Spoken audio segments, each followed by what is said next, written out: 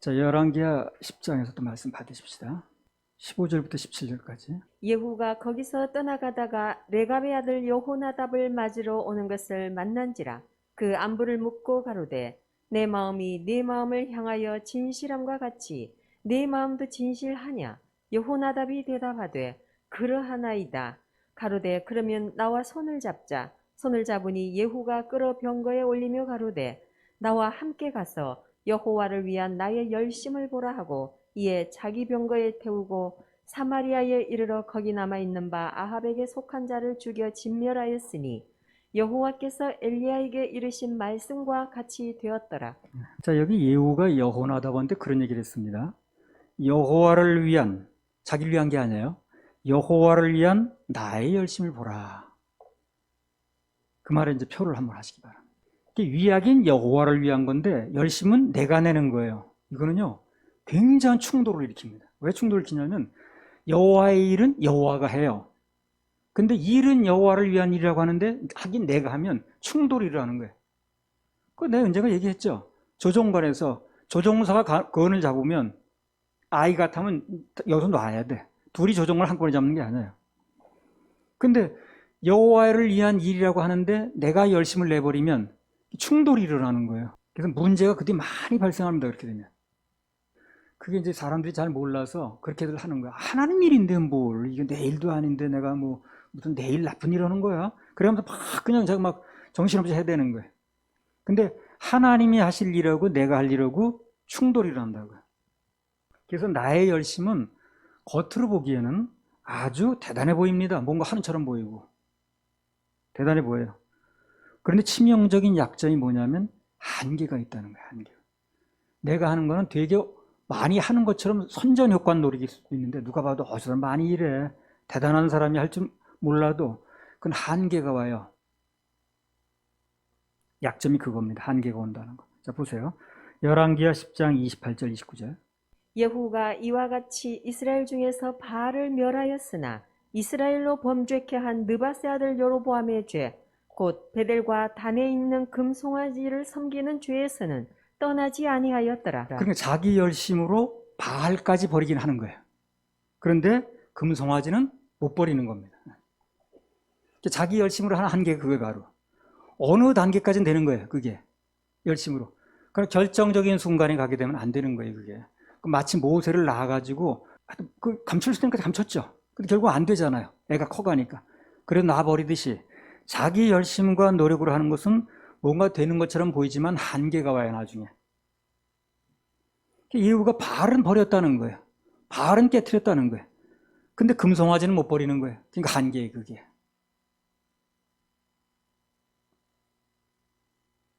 열심 가지고 그것도 쉬운 일은 아니지만 바알까지 부술 수는 있는 거예요. 그러나 결국 금송아지를 섬기는 일에는 넘칠 못하는 겁니다. 그래서 분명한 것은 자기의 열심으로 하는 것은 결국 그 힘으로는 절대 못 넘는 한계가 와요. 그러면 쓰러지는 거죠. 자기 힘으로 안 되는데 뭐. 이제 그 예후가 끝까지 못 버렸던 그 금송아지 섬기는 죄가 물질 우상이거든요. 그게요. 그래서 그 물질의 벽이라는 게 그래요. 그게 너무 큰 겁니다. 그게. 그래서 그 물질의 벽을 넘는다는 게 쉬운 게 아니에요. 하나님하고 이렇게 같이 저울질하는 게 물질인데요. 이 세상에 돈이 얼마나 위력이 있습니까? 그래서 그게 너무 크기 때문에 인간의 힘으로는 안 되는 거예요. 그게. 예후만 그런 게 아니라는 거예요. 그래서 물질 선포가 되게 되면 다 누구든지 본능적으로 또야가 나오지 할렐루야가 먼저 나오는 게 아니라고. 그래서 결국 그런 모든 것을 넘을 수 있으려면 어떻습니까? 내가가 아닌 하나님의 은혜를 받아야만 이길 수 있다는 거예요. 물질이 우상이 깨지지 않은 사람은요, 예물 선포가 반갑지 않아요. 부담이 되죠. 또야 하는 마음이 이제 나도 모르게 들어오는데 어떻게 아무튼 간에 자기의 열심을 가지고 하는 것은 나중에 넘지 못할 벽을 만난다는 겁니다. 마태복음 19장 18절부터 22절. 가로되 어느 계명이오니이까 예수께서 가라사대 살인하지 말라 간음하지 말라 도적질하지 말라 거짓 증거하지 말라 내 부모를 공경하라 내 이웃을 내 몸과 같이 사랑하라 하신 것이니라. 그 청년이 가로되 이 모든 것을 내가 지키어 싸우니 아직도 무엇이 부족하니이까. 예수께서 가라사대 내가 온전하고자 할진대 가서 내 소유를 팔아 가난한 자들을 주라. 그리하면 하늘에서 보화가 내게 있으리라. 그리고 와서 나를 조치라 하시니 그 청년이 재물이 많으므로 이 말씀을 듣고 근심하며 가니라. 예. 자, 이 청년은 어떻습니까? 열심만 가지고 말한다면 대단한 사람입니다, 이 사람. 그렇죠? 대단합니다. 살인하지 말라, 간음하지 말라, 도적질하지 말라, 거짓 증거하지 말라, 뭐 내 부모를 공경하라, 내 이웃을 내 몸같이 사랑하라. 다 지켰다고 그러죠? 보통 사람이 아니죠, 그러면. 그거 다 지켰다고 그러잖아요, 지금. 그런 사람이 세상에 몇 명이나 있겠습니까? 그거 다 지키고 사는 사람.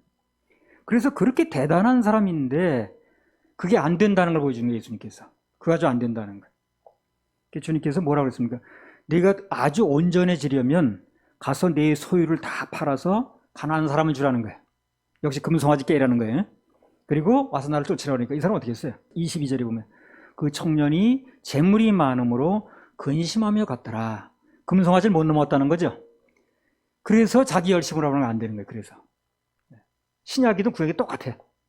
자기 열심은 다 걸리게 돼 있어요. 결론적으로 걸려서 안 되는 거예요. 한마디로 자기 열심은 한계가 온다는 거예요. 그 열심 가지고 안 되는 일이 터지는데 어떻게?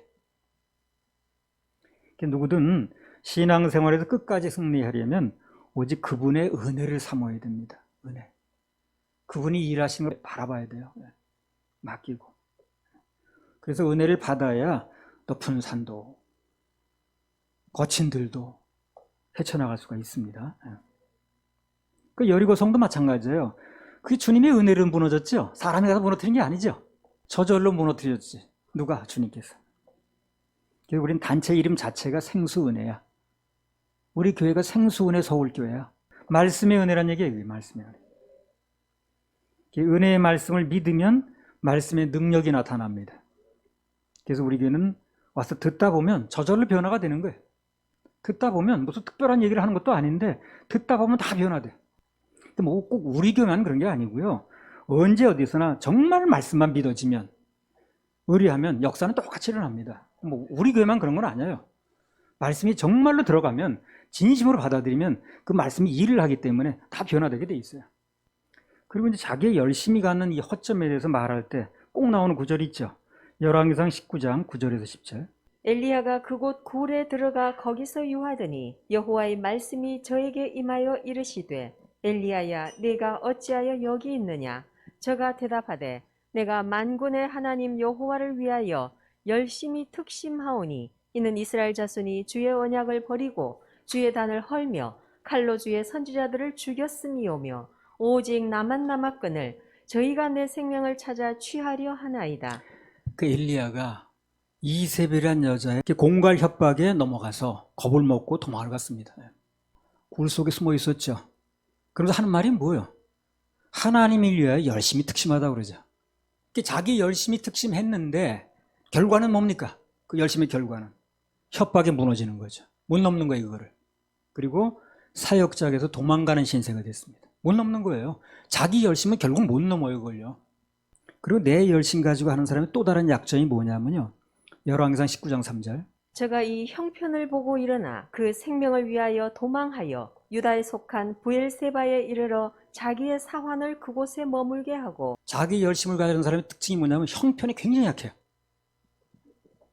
그래서 오늘 이 엘리야처럼 넘지 못할 상황이 벌어지면 맥없이 쓰러지는 거예요, 이렇게. 그게 자기 열심으로 하는 사람의 치명적인 약점입니다.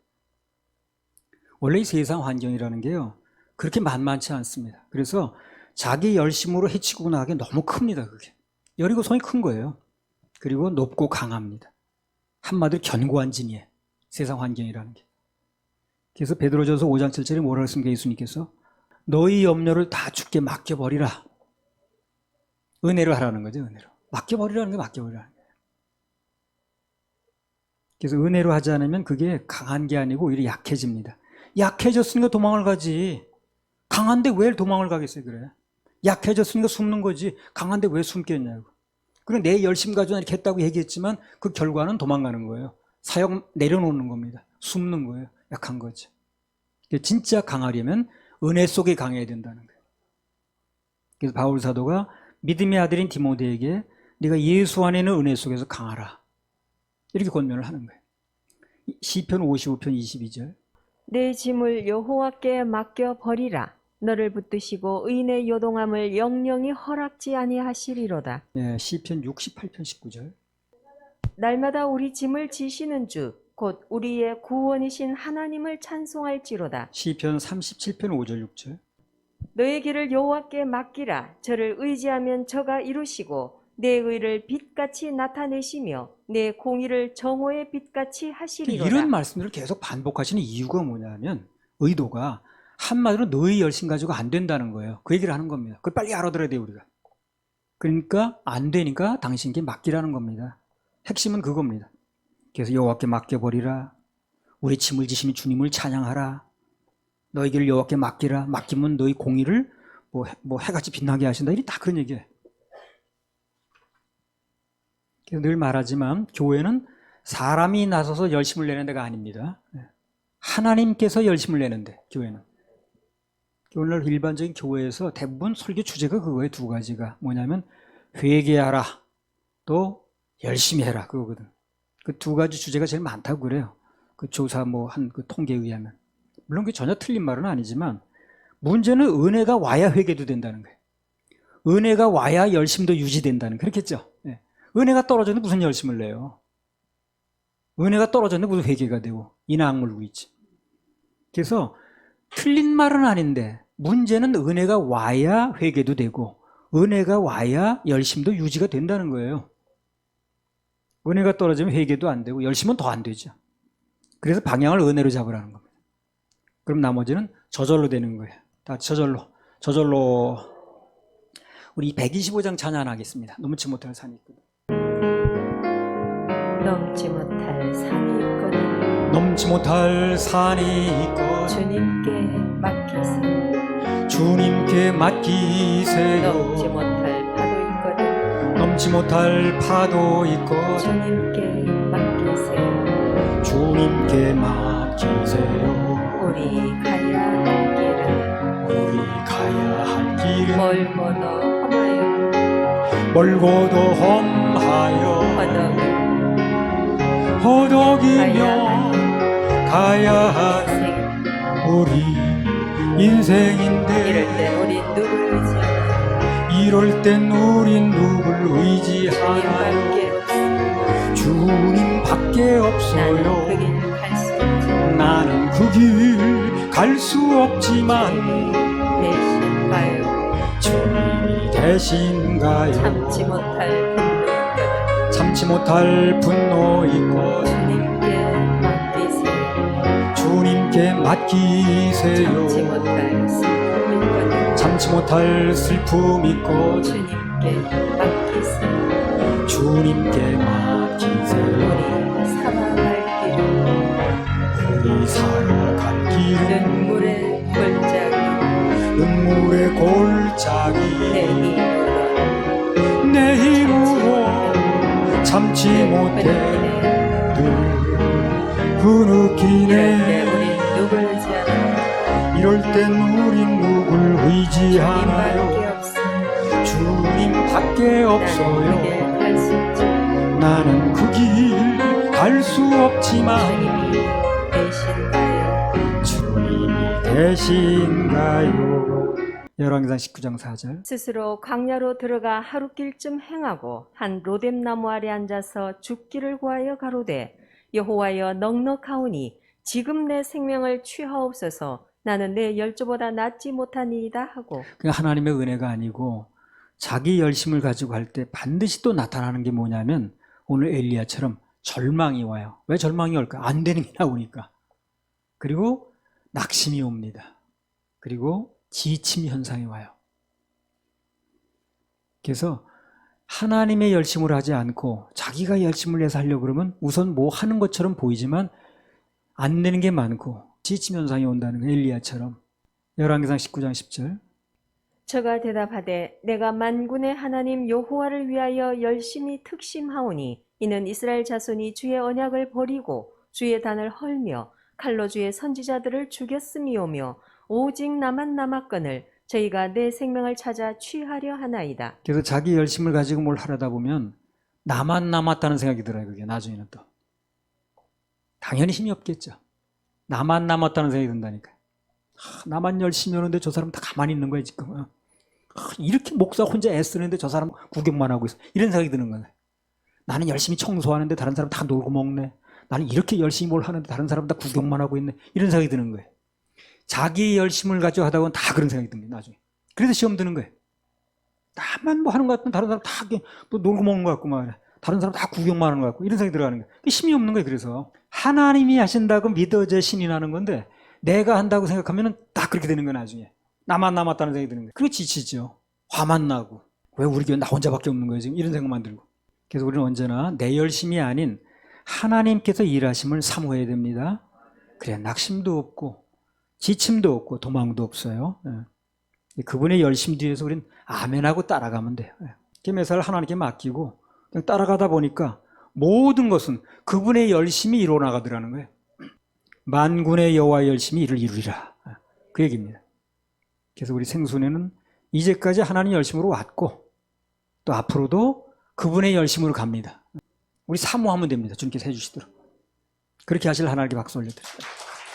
열왕기하 10장 20절에서 24절. 예후가 바알을 위하는 대회를 거룩히 열라 하매 드디어 공포하였더라. 예후가 온 이스라엘에 두루 보내었더니 무릇 바알을 섬기는 사람이 하나도 빠진 자가 없이 다 이르렀고 무리가 바알의 당에 들어가매 이편부터 저편까지 가득하였더라. 예후가 예복 맡은 자에게 이르되 예복을 내어다가 무릇 바알 섬기는 자에게 주라 하매 저희에게로 예복을 가져온지라. 예후가 레갑의 아들 여호나답으로 더불어 바알의 당에 들어가서 바알을 섬기는 자에게 이르되 너희는 살펴보아 바알을 섬기는 자만 여기 있게 하고 여호와의 종은 하나도 너희 중에 있지 못하게 하라 하고 무리가 번제와 다른 제사를 드리려고 들어간 때에 예후가 80인을 밖에 두며 이르되 내가 너희 손에 붙이는 사람을 한 사람이라도 도망하게 하는 자는 자기의 생명으로 그 사람의 생명을 대신하리라 하니라. 여기 보면 예후가 바알의 제사장들을 죽이려고 그러는 거예요 지금요. 근데 따로 구별을 해야 될 거 아닌가. 섞여 있으면 누가 누군지 모르잖아요. 다 얼굴에 무슨 써붙이기도 하는 게 아니니까. 그래서 구별하기 위해서 그들의 예복, 즉 복장을 따로 입게 만드는 거예요.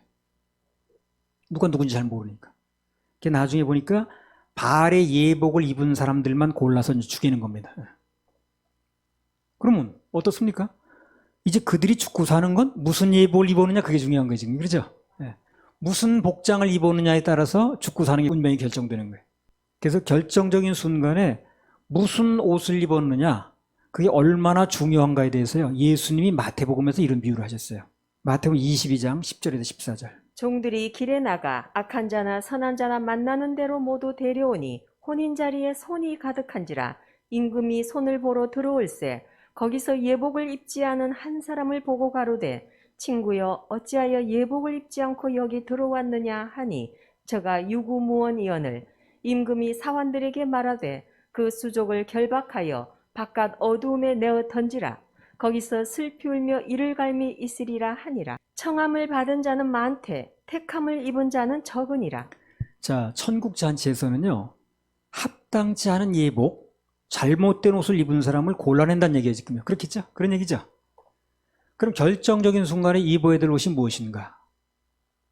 창세기 3장 6절 7절. 여자가 그 나무를 본즉 먹음직도 하고 보암직도 하고 지혜롭게 할 만큼 탐스럽기도 한 나무인지라. 여자가 그 실과를 따먹고 자기와 함께한 남편에게도 주매 그도 먹은지라. 이에 그들의 눈이 밝아 자기들의 몸이 벗은 줄을 알고 무화과 나무 잎을 엮어 치마를 하였더라. 그래서 오늘 내가 이 말씀을 준비하면서 이게 이제 옷 얘기가 나가는 건데 이 말씀을 듣는 사람들이 아직도 죄에서 벗어나지 못한 사람이 있다면 믿어지게 해달라고 간절히 기도를 했습니다. 잘 들으시기 바랍니다. 마음을 사모하는 마음으로.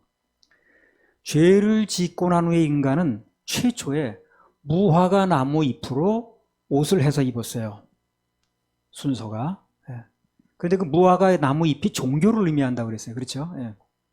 그래서 인간은 범죄 후에 제일 먼저 뭘 했느냐면 스스로 무화과 나무 잎, 즉 종교라는 걸 만들어서 그걸 가지고 자기의 치부를 가리려고 했다는 거예요. 그래서 인간이 있는 곳에는요 누가 가르쳐주지 않아도 학원 만들어 놓지 않아도 반드시 종교라는 게 있습니다. 그건 원신 때부터 있었어요. 그들이 무슨 뭐 문화적인 생활을 안 할 때도 원래 인간이란 존재가 있는 곳엔 종교가 있어요. 본능의 본능. 그걸 가지고 인간은 자기의 수치를 가리려고 하는 것입니다.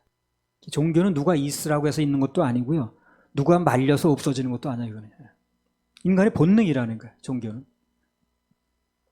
그러면 이 무화과 나무잎, 즉 종교의 치명적인 약점이 뭐냐는 거예요. 약점. 이 무화과 나무 뿌리는 건요.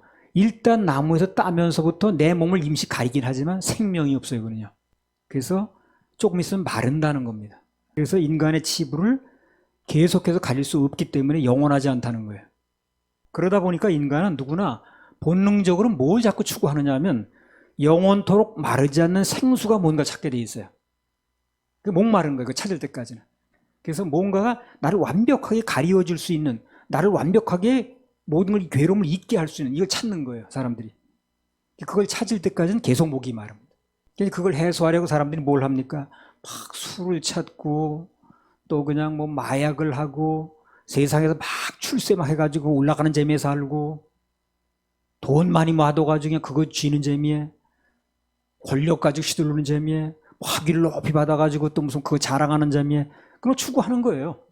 그게 왜 그러냐면 뭔가 내 마음속에 끊임없는 갈증이 있는 거예요. 그 좀 잊고 싶은 거예요. 잊으려다 보니까 그런 걸 가지고 이 정신적인 어떤 그 위장된 낙원을 이제 하는 거지. 그게 진정한 낙원이 아니거든요. 그게 위장된 거예요. 그런 걸 자꾸 추구하게 만들어서 그런 걸 추구하고 따라가면서 본능적인 걸 조금 이제 감쇄시키려고 그러는 거죠. 내가 자꾸 목이 마르거든.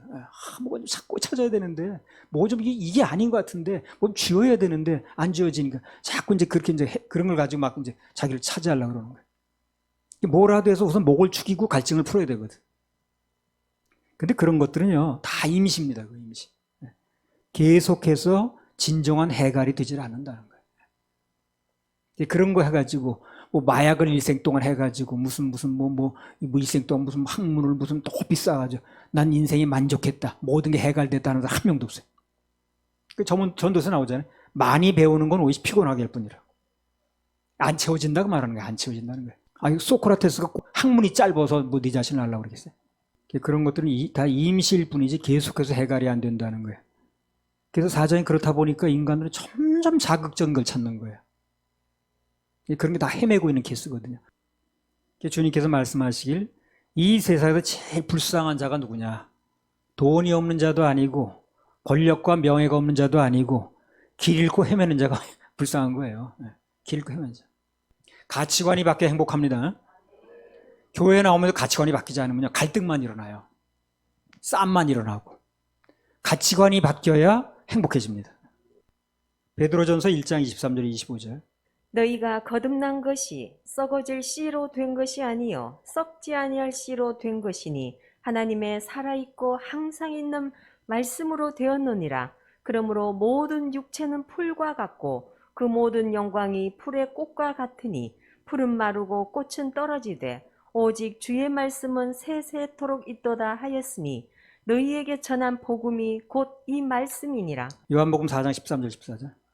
예수께서 대답하여 가라사대 이 물을 먹는 자마다 다시 목마르려니와 내가 주는 물을 먹는 자는 영원히 목마르지 아니하리니 나의 주는 물은 그 속에서 영생하도록 솟아나는 샘물이 되리라. 먼저 베드로전서 말씀은 우리가 거듭난 복음이 세상의 풀이나 꽃이 아니라는 겁니다.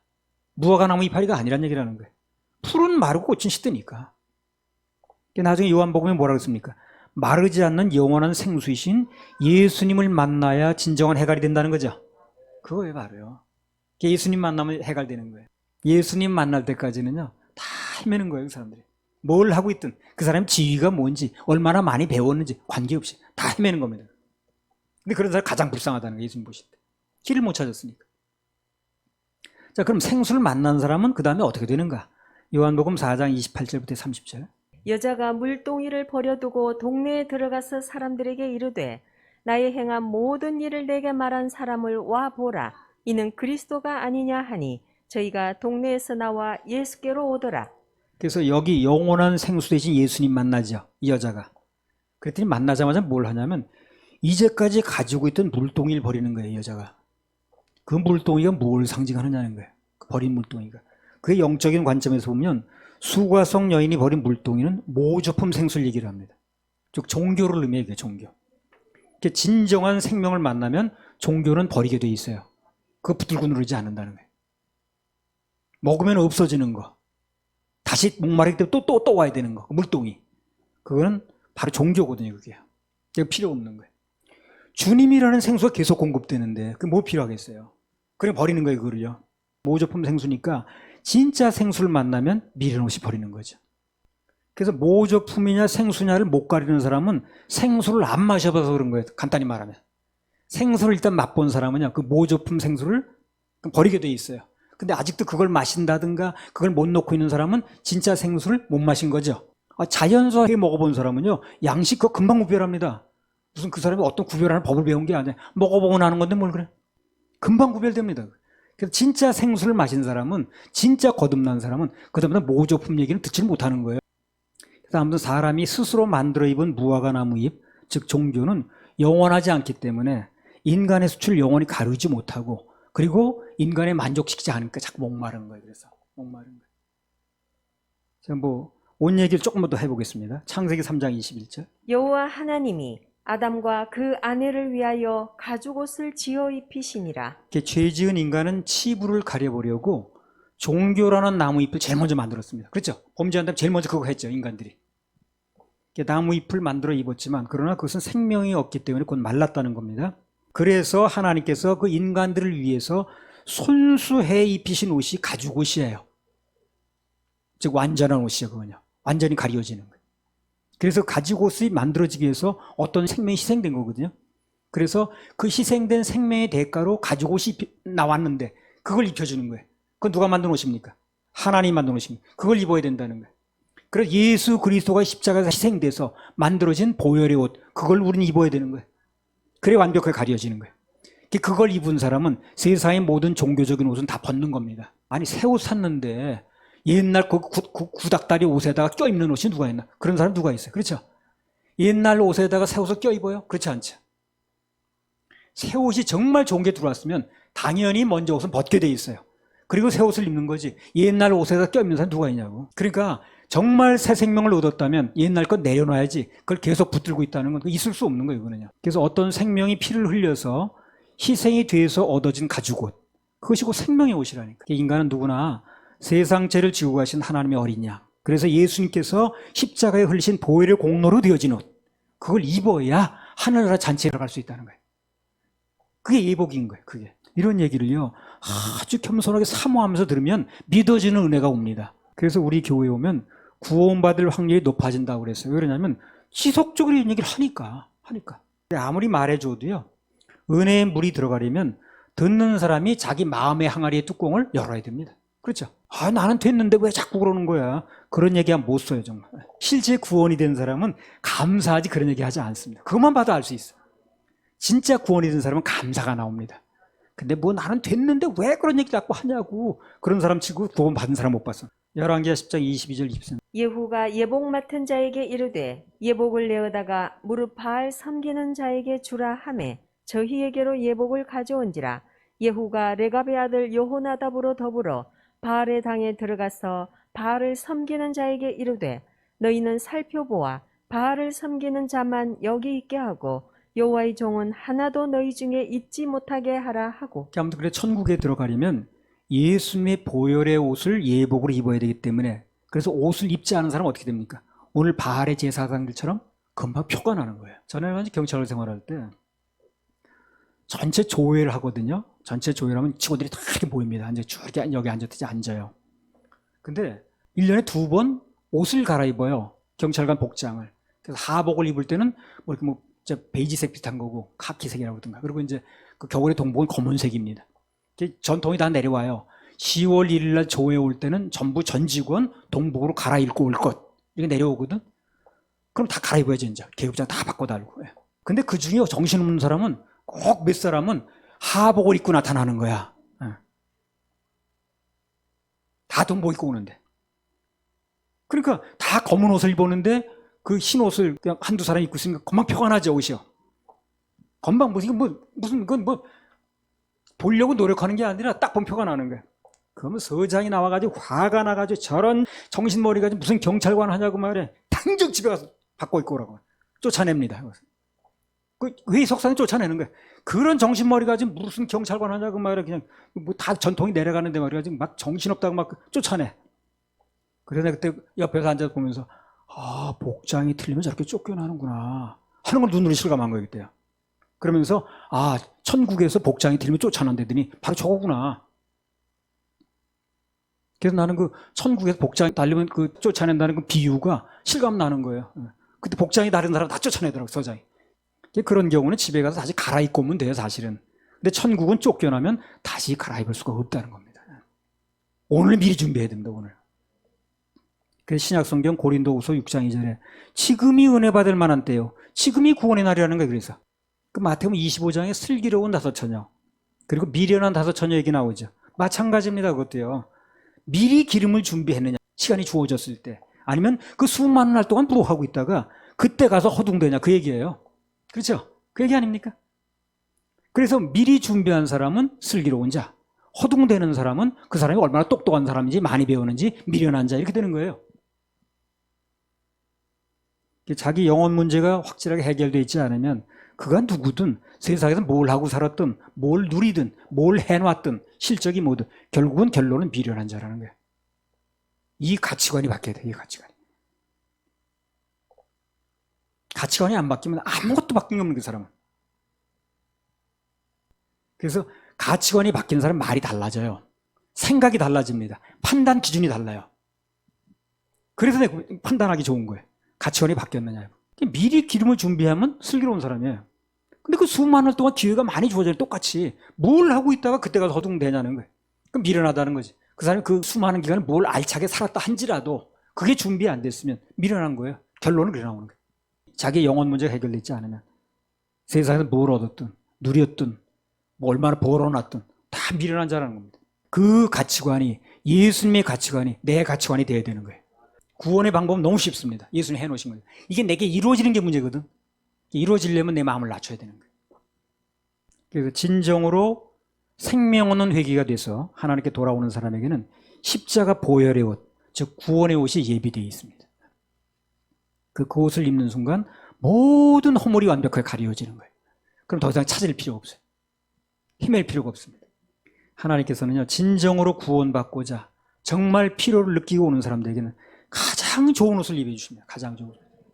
누가복음 15장 18절부터 22절. 내가 일어나 아버지께 가서 이르기를 아버지여 내가 하늘과 아버지께 죄를 얻었사오니 지금부터는 아버지의 아들이라 일컬음을 감당치 못하겠나이다. 나를 품꾼의 하나로 보소서 하리라 하고 이에 일어나서 아버지께 돌아가니라. 아직도 상거가 먼데 아버지가 저를 보고 측은히 여겨 달려가 목을 안고 입을 맞추니 아들이 가로되 아버지여 내가 하늘과 아버지께 죄를 얻었사오니 지금부터는 아버지의 아들이라 일컬음을 감당치 못하겠나이다 하나 아버지는 종들에게 이르되 제일 좋은 옷을 내어다가 입히고 손에 가락지를 끼우고 발에 신을 신기라. 진정으로 아버지 집만이 살 길이라고 믿어진 사람, 아버지 집으로 가야만 살아 라고 진정으로 돌아온 사람은 제일 좋은 옷을 주는 거예요. 제일 좋은 옷이 구원의 옷이라. 그게 이사야 61장 10절 보세요.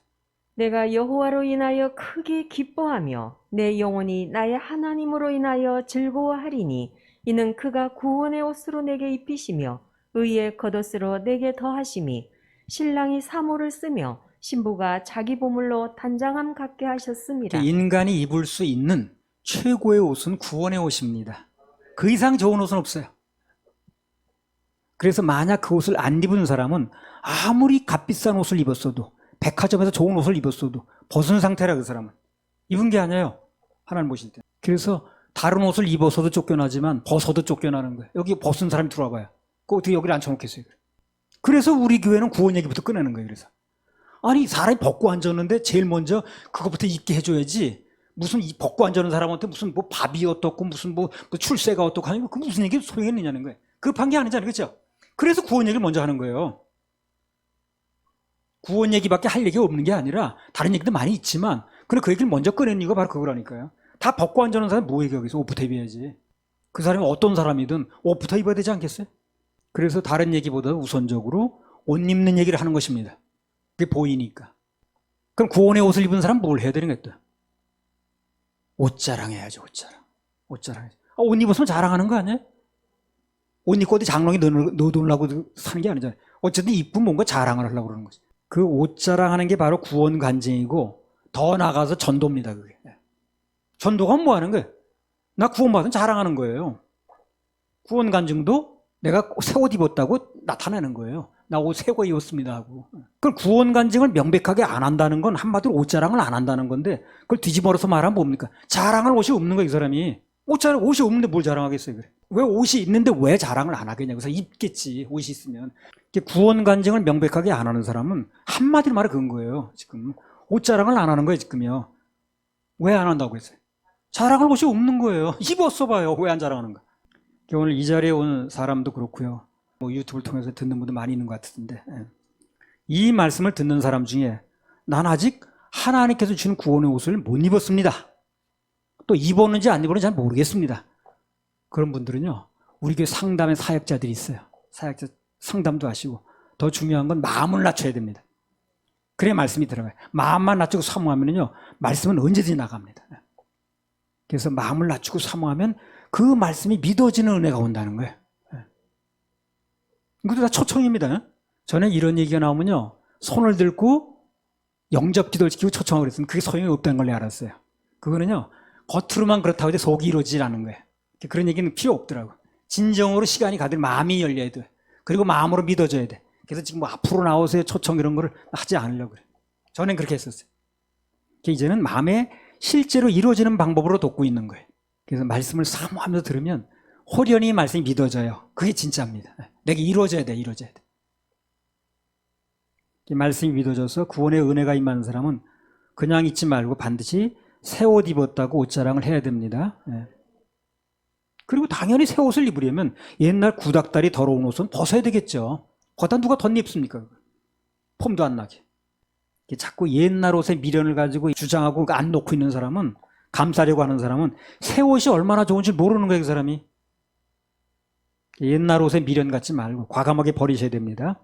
옛날 옷 입고는 천국에 초청되지도 않을 뿐더러 혹시 마태복음에 나온 거 보면 뭘 어떻게 들어가는지 들어갔다 할지라도 쫓겨납니다. 막판에 몰려서 슬피 울며 이를 갈 게 아니라 지금 미리 준비하는 게 중요합니다. 그래서 이런 말씀이 우리 교회는 다행히 끊임없이 선포가 되니까 정말 마음을 열고 들으세요. 그럼 호련히 믿어지는 순간이 옵니다. 그럼 그때부터는요, 옛날 그냥 내려놔지고 다 다른 약이 돼 있고 자기 스스로가 구원받았으면 얘기하게 돼 있고 옷자랑하게 돼 있어요. 그날이 빨리 오길 바랍니다. 할렐루야. 우리 하나님 박수 올려드립니다.